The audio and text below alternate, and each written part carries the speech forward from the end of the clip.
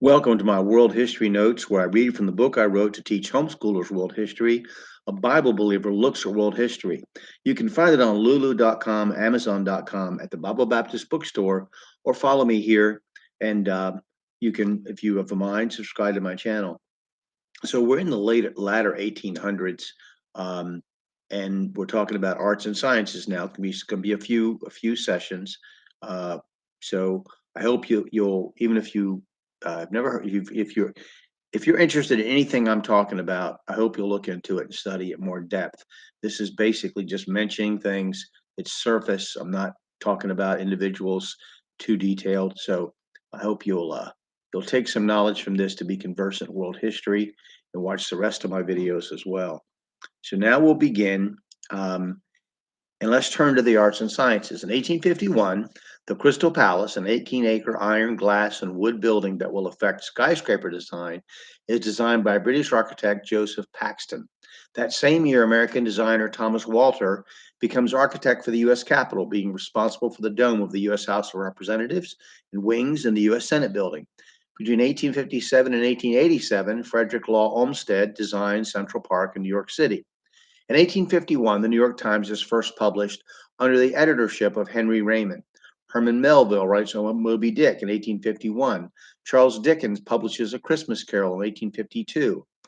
You know about Scrooge and remember him, Ebenezer Scrooge. Harriet Beecher Stowe publishes the anti-slavery Uncle Tom's Cabin in 1852 as well. The Thesaurus of English Words and Phrases is published by English scholar Peter Roget in 1852. Henry David Thoreau published his famous work Walden in 1854. In 1855, the Daily News is founded in New York and the Daily Telegraph in London.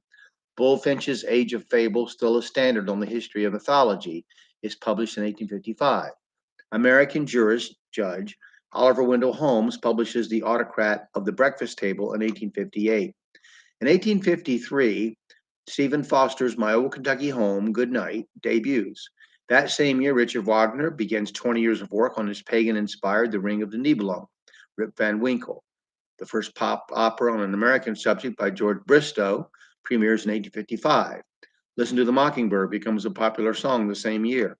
Composer Giuseppe Verdi's work premieres in Paris at this time.